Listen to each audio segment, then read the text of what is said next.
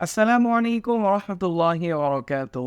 عن أبي هريرة رضي الله تعالى عنه قال رسول الله صلى الله عليه وسلم الجدال في القرآن كفر. হযরত আবু হুরায়রা রাদিয়াল্লাহু তাআলা আনহু থেকে বর্ণিত, প্রিয় নবী হযরত মুহাম্মদ মুস্তাফা সাল্লাল্লাহু আলাইহি ওয়াসাল্লাম বলেছেন, কোরআন নিয়ে বিতর্ক করা কুফরি। সম্মানিত দর্শক শ্রোতা, অত্যন্ত গুরুত্বপূর্ণ একটি বিষয়।